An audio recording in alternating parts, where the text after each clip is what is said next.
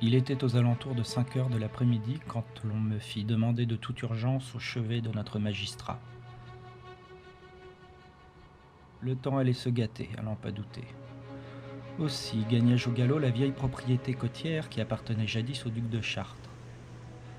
À mon arrivée, le médecin vint à ma rencontre sur le perron de la belle demeure cauchoise et me confiait ne pas se faire d'illusions quant au sort de son patient. D'après lui, notre bon vieux magistrat semblait être aux portes du royaume des cieux. Et bien qu'il fût occasionnellement en proie à quelques crises de délire et divagation, ce dernier aurait souhaité se confesser et recevoir les derniers sacrements. Il n'était donc plus de la juridiction du savant, mais bien de l'homme d'église que je suis, d'intervenir en faveur de celui qui, durant près de 2 décennies, avait rendu la justice sur nos terres. Mon engagement sacerdotal ne fait pas de moi un être naïf, et je connais les tourments moraux de mes ouailles. Aussi ai-je souvent eu vent du comportement déplorable de notre magistrat vis-à-vis de la gente féminine.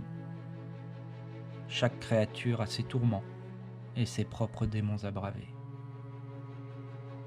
Ainsi m'attendais-je et m'apprêtais-je à entendre l'ultime confession du vieil homme tourmenté. J'étais bien loin d'imaginer ce que ce dernier allait me confier et me charger de rédiger, alors que je pénétrais dans la chambre obscure de la demeure du bord de falaise surplombant la Manche, agitée cette nuit-là.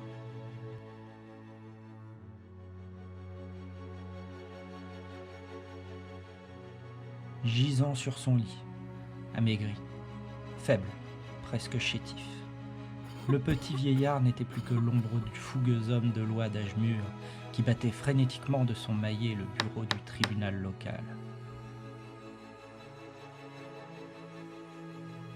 Bien qu'amoindri dans toutes ses fonctions, le vieil homme semblait néanmoins déterminé et empli d'une quiétude que seules les âmes en paix avec elles-mêmes peuvent éprouver au seuil de la mort.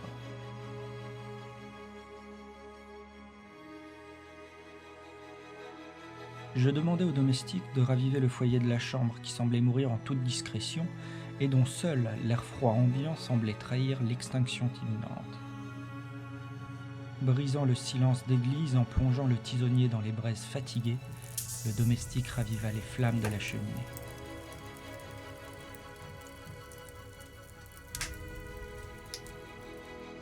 Je le priai de quitter la pièce alors que l'incandescence du brasier gagnait brutalement en intensité.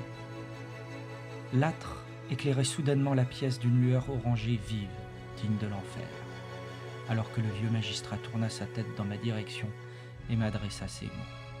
« Je suis le capitaine Eric Cobham et je souhaite confesser tous mes crimes. »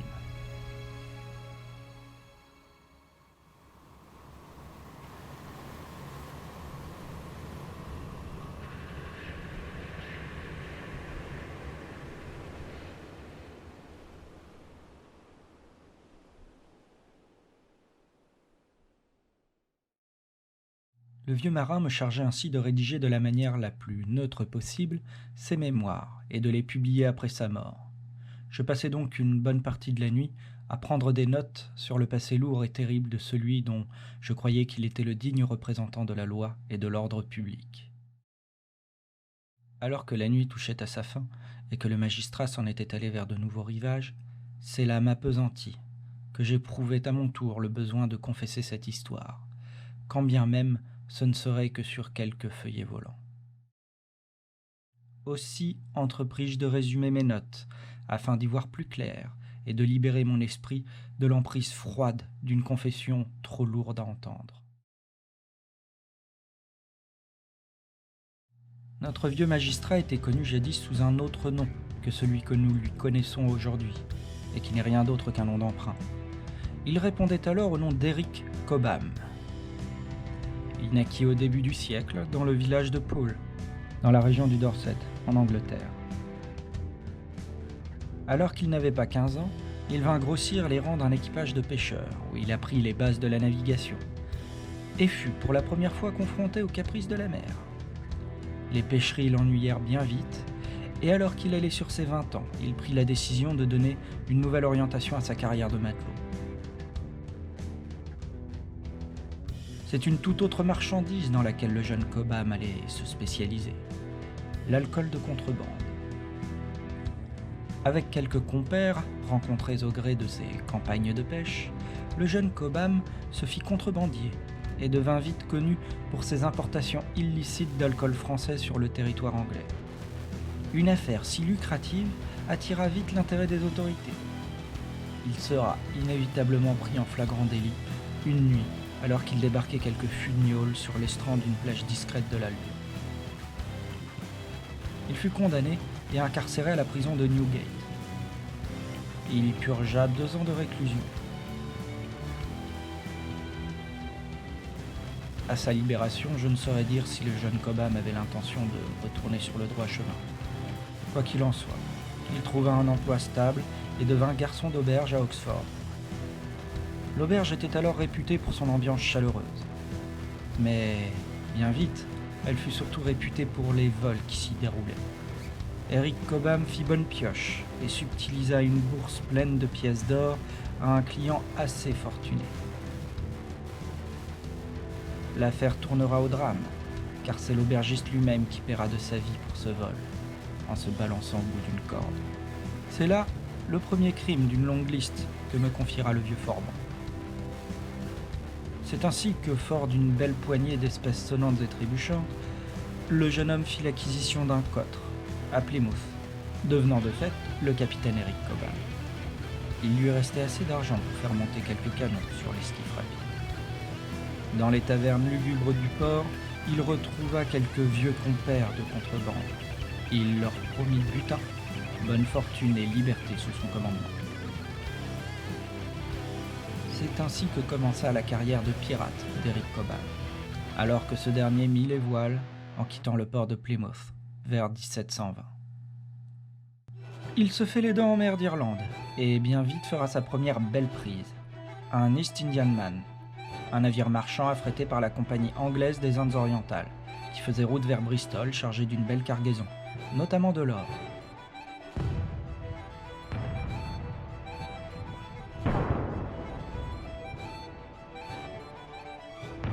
De son propre aveu, le capitaine Cobham aurait pu se contenter de la cargaison. Mais l'odeur de la poudre, du sel et de l'acier lui auront donné le goût de l'aventure et de la liberté. Il saisit la cargaison et envoie la prise par le fond avec son équipage à bord. Pas de témoins, pas d'enquête. Un chat noyé ne miaule pas, me confia-t-il, sourire crispé aux lèvres.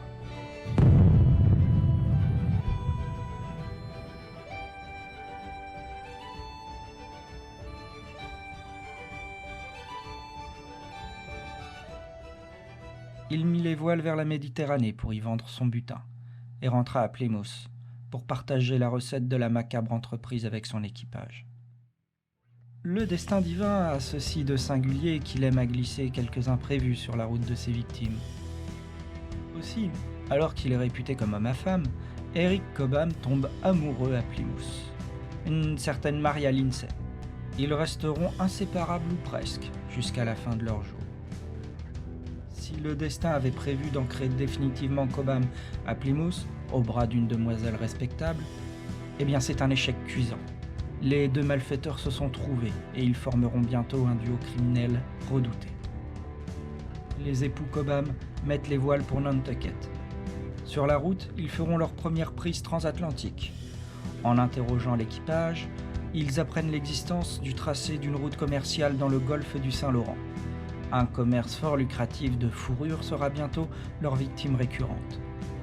La revente de fourrure est un choix judicieux car son prix est en pleine ascension. Les marins aiment à dire que certaines fourrures valent littéralement leur poids en or.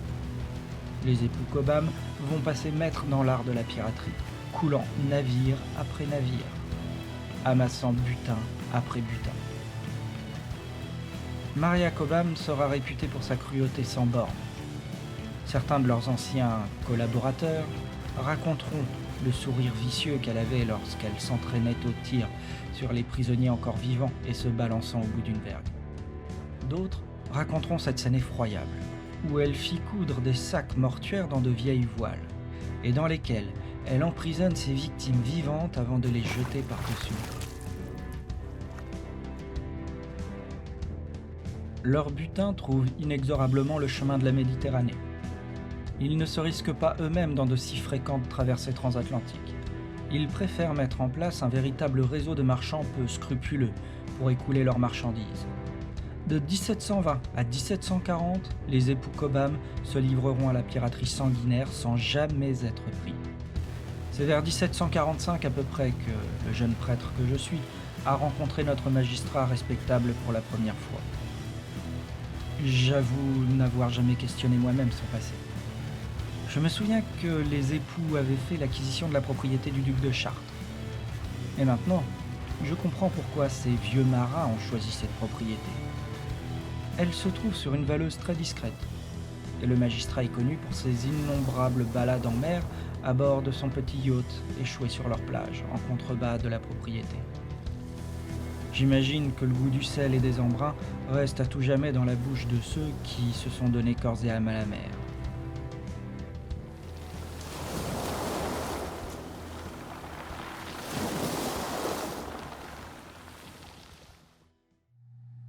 Leur fortune était faite, et c'était notre belle région du Havre que ces anciens malfaiteurs avaient choisi pour passer leurs vieux jours. C'est assez cohérent en y réfléchissant. L'endroit leur est familier sans pour autant être leurs ancêtres d'origine, où l'on aurait pu les reconnaître. Alors que le vieux magistrat, ou devrais-je dire le vieux pirate, allait s'éteindre, il me livra une ultime confession. Il y a de ça une quinzaine d'années, alors qu'il voguait depuis la baie de Seine vers la Manche sur son yacht, en compagnie de son épouse et de quelques marins, il croisa la route d'un brick anglais. Au crépuscule, il se glissa avec Maria discrètement à bord et réduit au silence l'équipage à moitié endormi. Tous furent jetés par-dessus le bord et le navire confié à un homme de confiance pour être vendu avec sa cargaison à Bordeaux. C'est ainsi qu'il renfloua les caisses du couple. Je reste abasourdi à l'idée qu'aucun membre de notre communauté n'ait jamais questionné l'origine de la fortune du magistrat. Alors que notre pirate, déguisé en homme de loi, faisait la tournée des auberges les moins fréquentables du port du Havre, son épouse devint mélancolique. Je me souviens qu'il y a quelques années, nous l'avons retrouvée en bas de falaise, brisée dans les rochers. Le médecin reconnut les symptômes d'un empoisonnement au laudanum. Il conclut à un suicide. Ce à quoi, moi-même, je ne trouvais rien à redire au regard de la réputation de son époux. J'avoue ne plus être aussi sûr aujourd'hui. Toutefois, j'ai questionné notre magistrat quant à la mort de son épouse peu avant qu'il ne s'éteigne. Il m'assura n'avoir rien à me confier à ce sujet. Je lui ai administré les ultimes sacrements, et il mourut en paix avec lui-même. J'avais comme seule instruction de rédiger ses mémoires exhaustives et de les publier. J'accomplirai ses dernières volontés. Mais je ne doute pas que ses enfants seront furieux de découvrir la vérité quant à leurs parents. À tout hasard, si les héritiers Cobham décidaient toutefois d'acquérir toutes les copies de mon travail pour les bouler, j'en enverrai une copie à Paris, chez un vendeur de livres anciens que je connais. J'en changerai le titre. Peut-être ainsi, la vérité sera-t-elle préservée et pourra-t-elle traverser les âges. Je vais désormais clore cette confession et me reposer pour ce qui reste de la nuit. J'ai de longues heures d'écriture qui m'attendent demain. Les mémoires du capitaine Eric Cobham et de son épouse Maria. Ce sera là leur héritage.